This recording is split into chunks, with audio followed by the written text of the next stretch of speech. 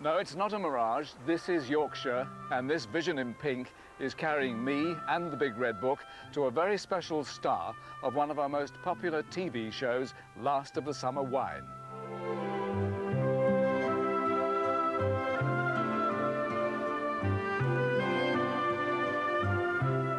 Like the series being filmed here, we're talking about a British institution. This tastefully converted caravan called the Lovemobile, which features in the episode being recorded today, will help me to get closer to the action. Tonight's subject has made more than 100 films, 750 stage plays, and countless television appearances. The Last of the Summer Wine is now in its 25th year, so that must make it the longest-running comedy series in the world. Now, I can't see through these discreet curtains, but I think our actors will have reached the scene where the Lovemobile comes upon them. That'll be my big moment.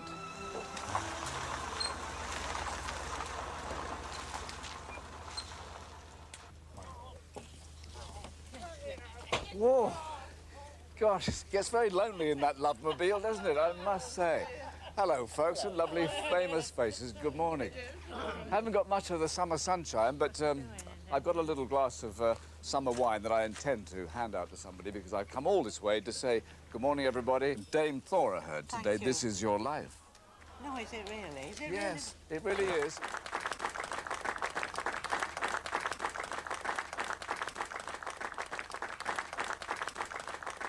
Well, I mean, what are we doing? Are we going to London or something?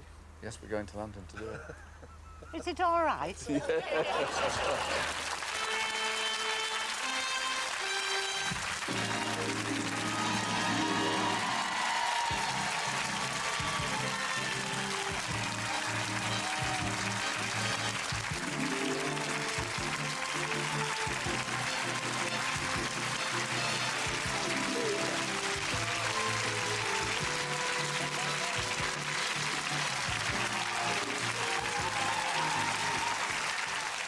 There's only one pity I didn't get to ride with you in the Lovemobile. No, you didn't.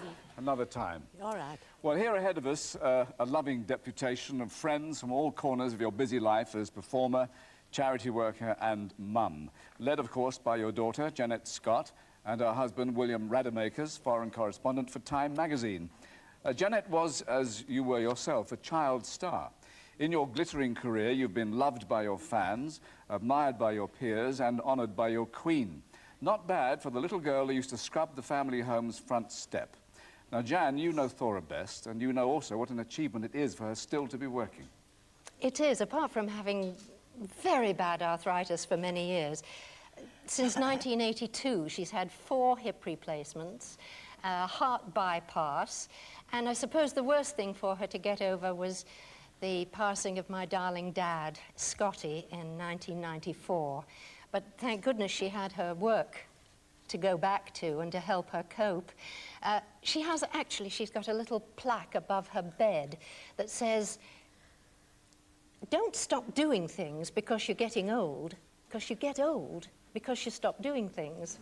And I think she lives up to that. Fair enough. Now, Scotty, there you are together, was well and truly your other half. Yours was a partnership that lasted 58 years. Scotty's support was vital throughout your career, a career which is still going strong today. And the work goes on in Yorkshire on the set that we just left, but not for everyone. No, but I did leave me wrinkled stockings behind. Please show your support for the woman behind Nora Batty, Kathy Staff.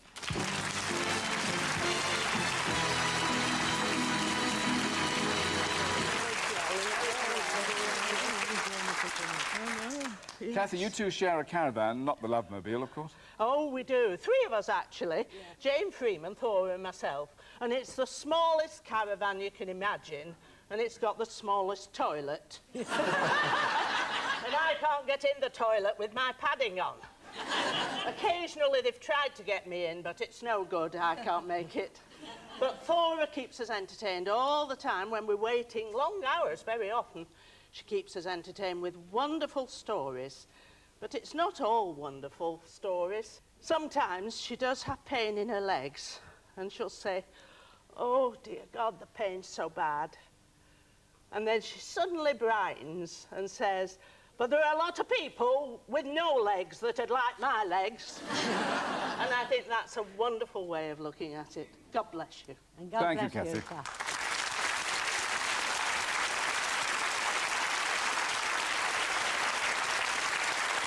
I must say, Michael, she's very good for me because she bosses me. Now, I'm the oldest of the lot of them all, and I say, I'll just go to the chuck wagon and get a coffee. You'll sit there, she says. Oh, and she frightens me to death. I hope that Kathy's journey here was smoother than you usually provide.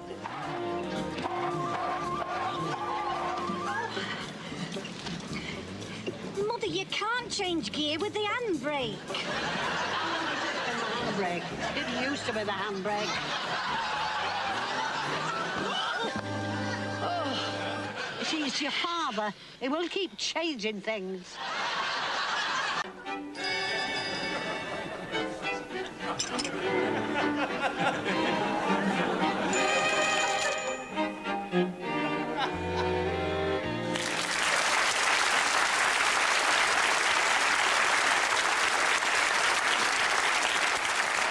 Well, Dame Thora Hird, this is your life. The men in your mother, Mary Mayor's family, were fishermen who trawled for shrimps off the Lancashire coastal town of Morecambe.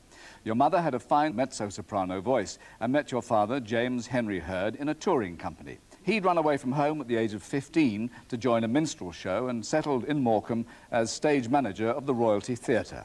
With the job came the house next door, number 6 Cheapside, where you were born on Sunday, May the 28th, 1911, to the sound of church bells. You were the youngest of 3 children. There you are with your brother Neville.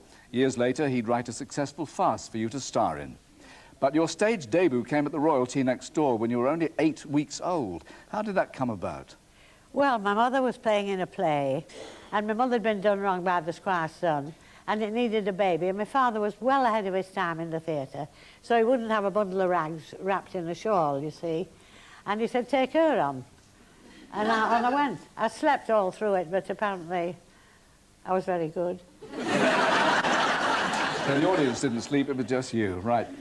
Early debuts seemed to run in the family, although Jan was a mature 2-year-old when in 1942 you both appeared in the wartime propaganda film Went the Day Well, about an imagined German invasion. Here you are on the left, Thora. Don't know when they're more unpleasant, when they're dead or when they're guzzling our rations. Drop them down here, we'll take them upstairs later. Janet. Oh, don't wake her, Mrs. Bates. She's only just got to sleep. What's happened? It's all right. Help's coming. Oh. And there's Jan, pondering her lines. You were naturally your daughter's biggest fan as she grew into one of our loveliest leading ladies. Here she is in a screen test for the 1964 film The Beauty Jungle. And Jan, there's now a 4th generation following the family tradition. There is indeed. There's James, who is attending university in California right now, and Daisy, who is also a budding actress. Well, they both live in Beverly Hills, but for you, Thora, they're on screen to share tonight's celebration. Hi, Ganny. You'll recognize a lot of these Hollywood trademarks from your trips out here. We're so happy to be part of your special evening and so proud to be carrying on a tradition started by your father, our great-grandfather. Hold on, Daisy. Couldn't we be doing this with some more equipment? Cameras, lights? A little more action? Yeah, after all, this is for Ganny. You see, Ganny, you probably know this Hollywood better than you think. Jackie? You see, this particular Hollywood happens to be in London. And we just had to be here for your special night. From Los Angeles via Piccadilly, your grandchildren Daisy and James.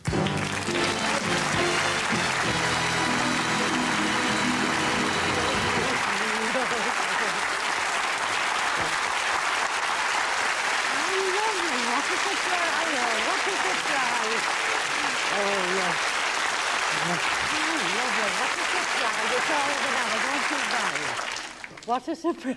Oh, yes, that's part of the programme, really.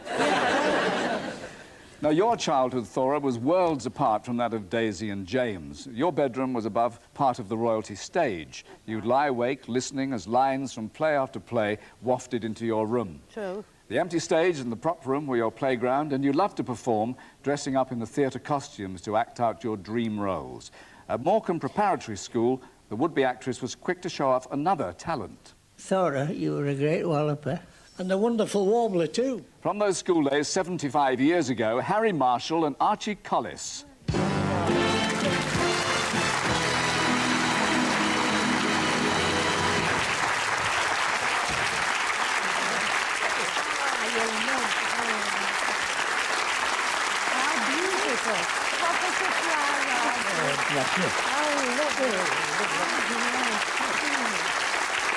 I don't know whether you've got this in the book. We once said to Harry, can I tell him?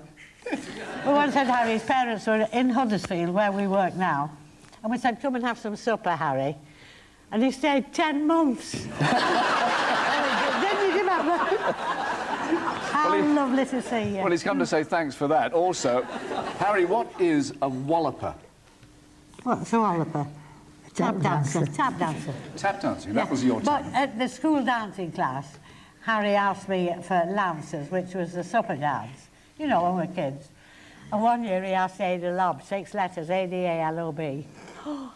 And I'm waiting with the white gloves on, you know, at age about, for him to, and he asked it, you rotten egg. Well, it's lovely to see. Archie was a bit of a, she was a warbler as well. Oh, we were comics together. Very good warbler, bless her. When are you coming to start Morecambe again? Well, it's half dead now. I know. George said if I kissed you, would I take a bite out of you and take them all a bit back? Oh, with a kiss. Well, that wasn't in the book, but you enjoyed it. Thank you very much. Well, after leaving school at 14, you sold sheet music in a store, you assisted in a draper's shop and demonstrated newfangled hair curlers on the prom. True. And here you are at 16 as cashier at the Queen's Square branch of the Lancaster and District Cooperative Society. Yes. And as your close friend, actor Brian Rawlinson, can verify, it's a job you haven't forgotten, Brian. True. Well, no, it isn't, because since dear Scotty went, I've been helping her a lot with the domestic side of life. And she has a remarkable, unique skill, and that is she has the ability to check up the accounting list upside down, if you please, to check that it's right. Yeah. And she knows the price of everything and the value of nothing. But there's one wonderful thing that if anybody here, including yourself, Michael, or indeed anybody here, would like 3 tons of green toilet paper, I know where you can get quite a lot. Yeah, well, no, the truth is I am very blessed with neighbours. And since Jimmy died, they'll ring me up in the morning and say, I'm going into Tesco's or whatever, do you want anything? Well, one neighbour across Donald goes every day for something. And I don't like wasting his shopping time unless I buy something. And I do say, do forgive me, I'll say, bring me a dozen toilet rolls with it. And he says, yes. 6 kitchen rolls, 2 boxes of tissues, and now I've got a cupboard full of toilets. Well, you'll never go short, will you? No. Well, while prudently keeping your job at the Co-op, you'd become a member of the Morecambe Repertory Company, and your first professional role was in the play Yellow Sands. Yeah. And in 1933, a new leading man entered your life, James Scott, who was a drummer in the orchestra at the Winter Gardens. That's true. That's you on your wedding day, May the 3rd, 1936. War separated you when Scotty joined the RAF. You became a civilian clerk, but still rehearsed your stage shows in the lunch hour. In 1941, you take on the role that was to change your life in the drama As You Are. In the audience one night was George Formby, one of the biggest stars of the day. He was so impressed that he arranged a screen test at Ealing Studios, and here you are all glammed up for it. Your big screen debut comes opposite another of the country's most popular funny men, Will Hay, in The Black Sheep of Whitehall.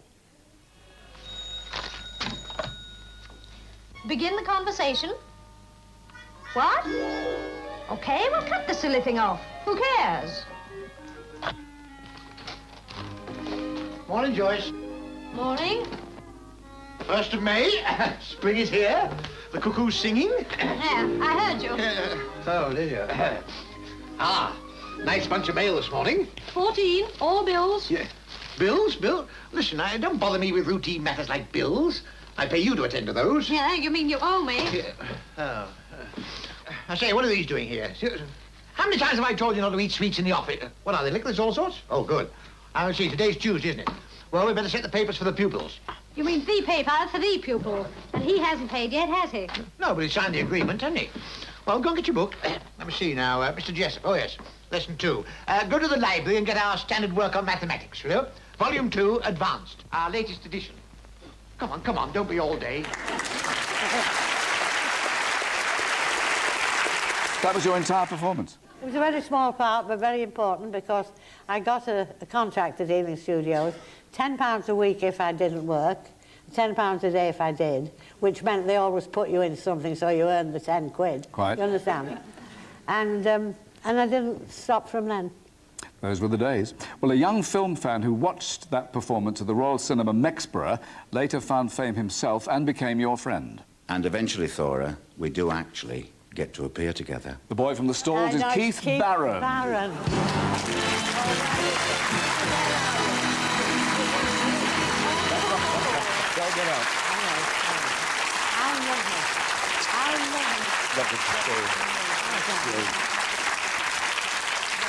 Keith, you followed Thora's performance and life and career ever since. Yes, avidly. The first time I saw you at the Royal Mexborough, I think it cost me 5p. Oh, it's about what I was worth, I should think. No, don't say that. Then I saw you in a play at Sheffield Lyceum, Come Rain, Come Shine, and you cooked a 3-course meal on stage, I think, with Nora Nicholson. That's right. I totally fell in love with you then. Thora, you've worked with Marlon Brando, you've worked with Laurence Olivier, and you've met Charlie Chaplin, and now we eventually get to work together. Yes. A few years ago, a mutual friend of ours, Colin Hopkins, introduced us to each other. You came to dinner with Scotty. Mary and I were very apprehensive because you were a very famous lady. I opened the door and you walked in 2 steps and it was as if we'd known each other for 40 years. That's true, true. Thora, very good friends. You're just sensational. Oh. And we love you. Thank you, Keith.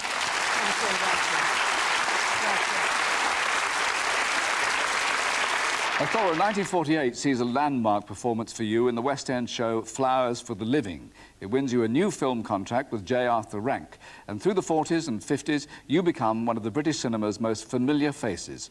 Character parts are your speciality, cleaners and strong-minded mums in particular. In 1962, you're cast in the critically acclaimed A Kind of Loving. It was the first film and a nervous time for someone who went on to become one of our most honoured film directors, John Schlesinger. Dear Thora, I'm thinking back 34 years ago to my first feature film, A Kind of Loving, where you so brilliantly played the monstrous mother-in-law to Alan Bates. I remember the first day of shooting when I turned up with Alan in a car at the set, which was a house outside Manchester, and I was terrified seeing the trucks and the lighting equipment and everything else, and a large crew, and I wanted to turn back and run away, but there you were, ready to do a scene, waving from the window, greeting your son and son-in-law and daughter coming back from their honeymoon, through, I may say, clenched teeth. Hello, love. It is nice to see you. Have you enjoyed yourself? What sort of? Did you have that terrible storm yesterday? Yes. Oh, it was shocking here. How many postcards did you send? I didn't get one on Wednesday. It is nice to get home again. Everything's been going wrong while you've been away. The new carpet hasn't come. They promised me faithfully it would be down and fitted by the time you came back, and now they're saying it'll be another fortnight. Never mind. Oh, and the television's gone wrong? Well, I'm saying it's gone wrong. The BBC's all right, but there's a shadow on the commercial. Well, Vic will look at it, won't you, Vic? Yes, I'll have a look at it. Oh, well, I shouldn't touch it if I were you, because it's still under guarantee. You were wonderful, and not only were you wonderful in the film, but you were tremendously encouraging to me, because I was very uncertain and new to the game, and you kept saying it's all going to be all right, love, and I kept looking to you for reassurance throughout the movie. I remember, too, the scene in which you greet a very drunken Alan Bates coming back towards the end of the film after a night on the town. Don't know how you could come into the house in that condition. There's no decency in you. I had enough decency to marry her. Yes, after you'd seduced her. Do you think I had to tie her down? If it hadn't been me, it'd have been somebody else. How dare you? How dare you say such filthy, disgusting things? You filthy upstart. You come into the house drunk, filthy drunk. You're filthy. You talk filth, you are filth. You're filth. You filthy pig. You filthy, disgusting pig. It's a memorable scene which I will never forget, and nor will I ever forget working with you, which was a great experience. You were terrific. I congratulate you on everything you've done since, and thank you too, and have a wonderful evening. Thank you, John.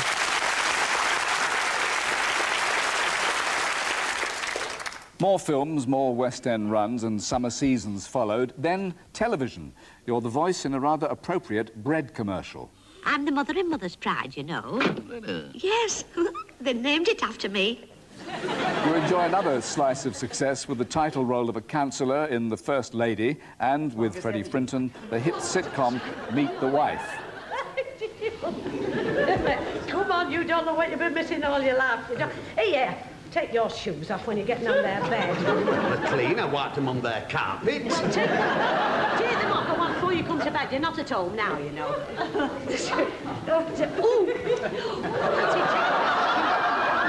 Well, you told me to. The hours I spent mending your socks. You wouldn't have to wear that pair today, wouldn't you? Just when you're going to expose your feet in public. Well, it's not my fault. Must have worked its way through. Well, come on, hurry up and try this bed before that man comes back and sees you half naked. Hey, it's certainly soft, isn't it? Oh, hey, try my way. My way. Your way. It is soft, isn't it? If anything, I think perhaps it's a bit too soft. Do you know, Freddie, you're making that bed sag. Isn't it funny, love? Every time you lay on the bed, you make it sag. There were more laughs with the unlikely settings of the Salvation Army and a funeral parlour. Oh, I realise that from the outside, it gives the impression that it's nothing more than a nice little hostelry where the weary traveller can refresh himself with a jar of ale and a bag of pork scratchings. But inside, Sodom and Gomorrah. From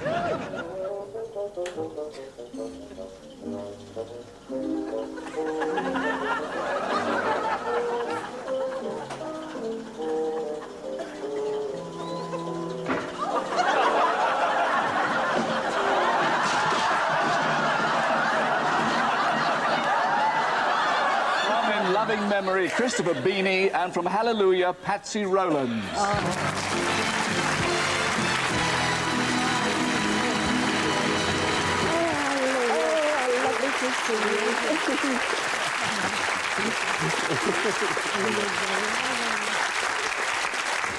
Patsy, you've been given the night off to join us. Yes, I'm in Oliver, yes. Do you remember when you said to me, would you take me up to the Dales? Do you remember in my little banger? Yeah. Anyway, and we got up there, and you looked in this shop, and you said, oh, there's lovely ashtrays and things. Everything said Haworth, plates, everything.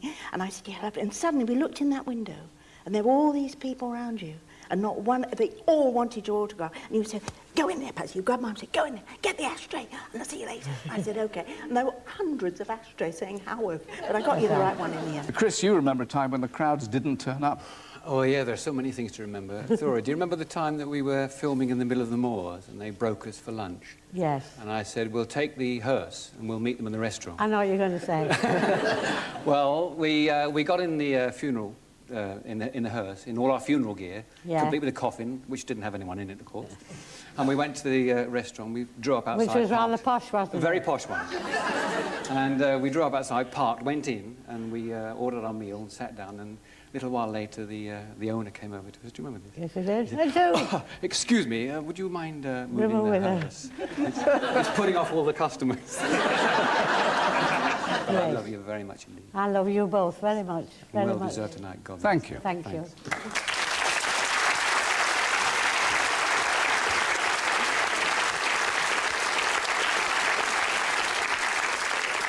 Your work as a performer has always been bolstered by your religious faith, and you were pleased to be asked to introduce a programme of viewers' favourite hymns, Praise Be.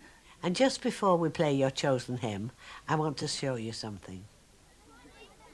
Our dear and loving village church has a service every year in the summer for the blessing of the animals. You can forget the opening of Parliament, Crufts and the Olympic Games. This is the social event of the year as far as we're concerned. I'm sure Noah's Ark has nothing compared with our presentation on Animals Sunday.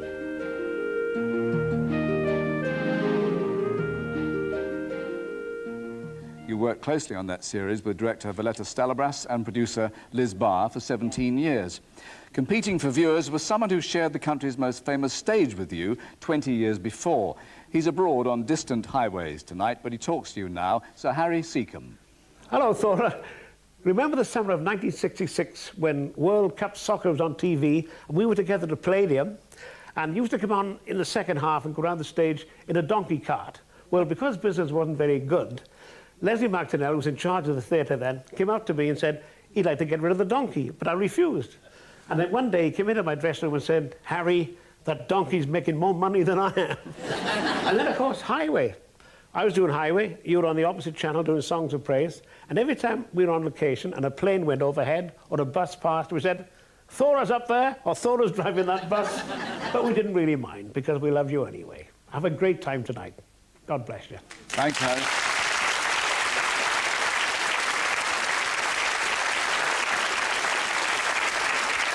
Did he think you were spying on him? Is that what he meant? If it rained, he said that Thora's done that.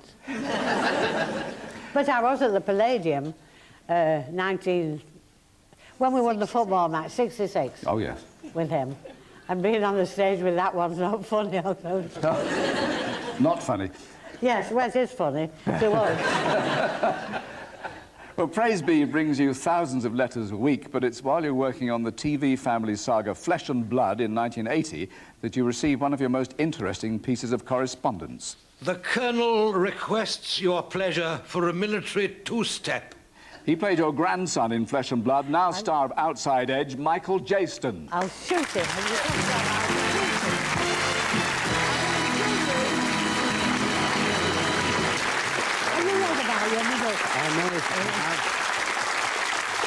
So, Michael, you know the identity of the mysterious Colonel. Yes, it was me, actually. Yes, it was. I used to write a lot of letters to you purporting to come from colonels and majors and generals taking you up the garden. Sorry they couldn't take me to somewhere expensive to eat. Yes. And I'll meet you outside Victoria Station with a green trilby hat on. And it got so bad that when the palace rang you, you wouldn't believe it was them. You thought it was me.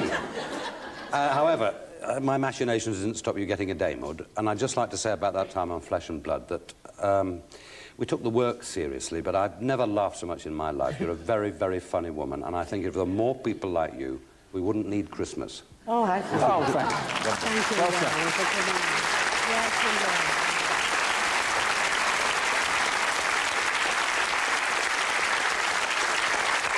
It's quite right, Michael, because when the Queen invited me to lunch, excuse me, I thought it was him on the phone. And Jimmy said, who is it? I said, it's Michael Jayston. So I thought, I'll go along with it. And then when he said, you will hear later next week. And Jimmy said, who was it? I said, Michael Jayston, silly thing. And the following week, the thing came from the Queen. And it was the Queen. She rang you personally, that's... No, she didn't. Well, there are plenty more honours for the girl who left school at 14 with no qualifications. You're made an honorary Doctor of Letters at Lancaster University, and you win the 1993 BAFTA Special Award for a lifetime's work.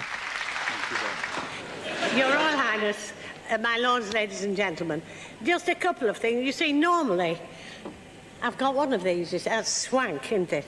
But not so shiny as this. It isn't as shiny as that. I'll do it with a bit of brasso. Anyway. Earlier, in 1987, you win the BAFTA Best Actress Award. Your 44-minute monologue as a woman resisting all attempts to put her in an old folks' home becomes a classic. It's Cream Cracker Under the Settee.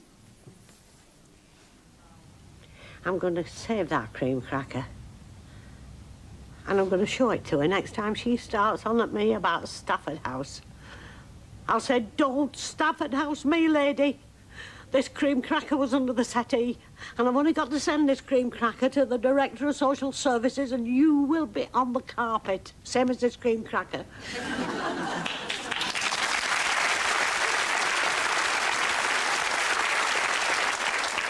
More recently, you gave another of your riveting performances in the TV film Pat and Margaret. You played a mum who, of course, disapproves of her son's girlfriend. To be fair... I'm talking, thank you. Because Jim's illiterate, we make no bones over it. You see, there was no dyslexia in those days. You sat at the back with Raffia. A sex life? You've had a sex life? Where have you had it? On your bed. Not on the eider down. Playing your browbeaten son was Duncan Preston. Just pretending I can read, that's all. Hello, Thora. Do you remember in Blackburn? 4:30 in the morning it was, and we were doing this scene. And all of a sudden, everybody went blank apart from you, because we'd had the rewrites and you hadn't. And Gavin said, well, we'll have to do it as it was. But you said, no, give us it here. And you took the script away in a corner, and you were mumbling away to yourself in that corner for about 5 minutes. And you came back, and you did it in one take with all that truth and comedy that you give to everything. Thora, you're a great lady. Have a good night. You're the best screen mum I've ever had. And I promise I'll never do it on the eider down again.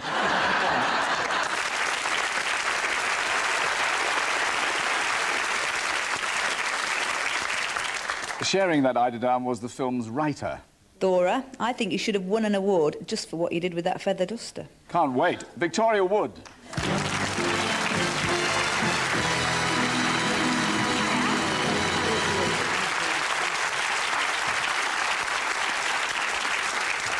Victoria, remind us what she did. Well, she poked the gate with it, I have to say. She flicked about. It was a high comic moment for me. I didn't write it, Thora just did it.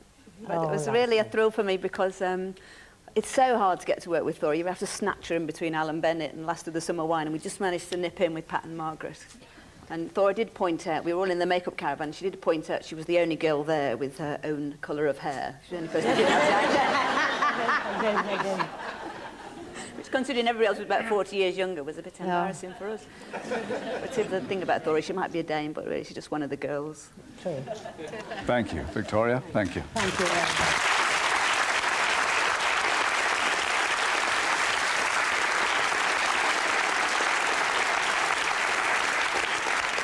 You continue to touch viewers' hearts with your on-screen performances, but away from the cameras, you show true character when in 1994, after 58 years together, your beloved Scotty suffered a fatal stroke.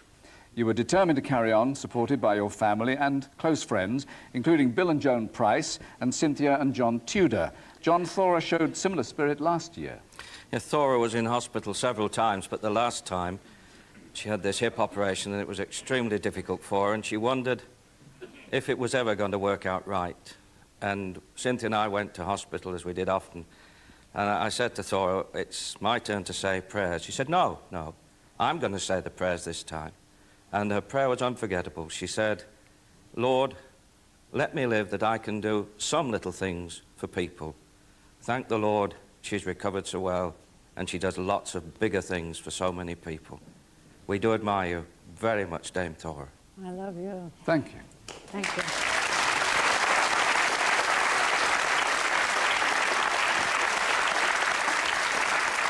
Well, it's obvious that as well as all the people who love Thora Hird, actress, there are just as many who simply love you.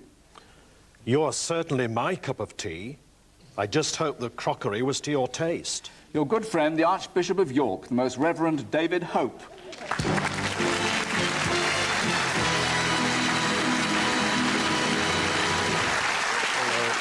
How are you? Lovely to see you. And thank you for coming. This was a stirring story, I gather. Well, of a sort, yes. Thora had come for tea with me at London House, I remember. That's right. And during the course of the tea, I had to slip out for a moment or two. Which you brewed. Yeah, I did, indeed. Yorkshire tea. Yep. And as I slipped out, I had reason just to turn round, glance back, and I saw Thora turning up the crockery. The cups and the saucers. Well, I know she's mad about pots, but it's a very northern kind of custom, this, but obviously, just to make sure it was the genuine article, just like Thora. Archbishop, thank you very much. Thank you.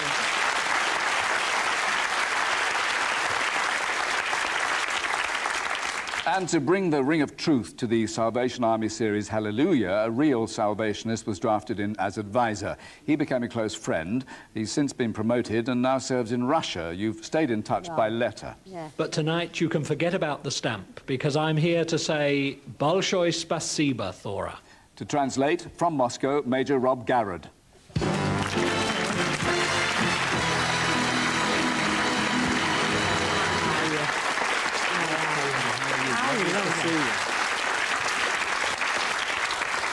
Rob, would you like to translate? Bolshoi Spasiba. It's Russian and it means a very big thank you, Thora, for all the support that you've given, all the effort that you've made, not only on behalf of the Salvation Army, but all those other good causes that you've taken on. Now, I know that includes the Star and Garter Home for former servicemen, Help the Aged, the Stroke Association, and many, many others. And I may be a little bit biased, but I do know that Thora has a particular soft spot for one aspect of Salvation Army work, and that's our music. Thank you, Rob. And for your celebration tonight, the band of the Salvation Army with your particular favourite, Oh Happy Day.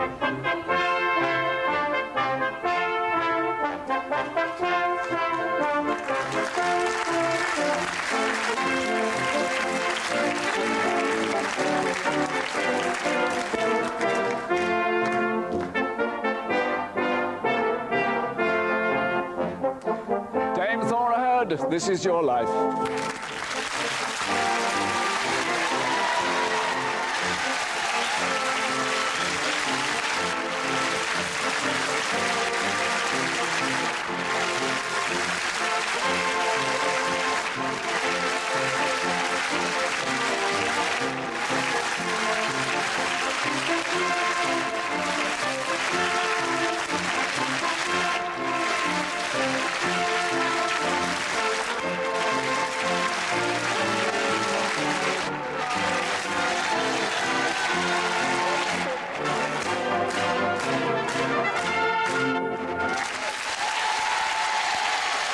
Thank you very much indeed. Thank you.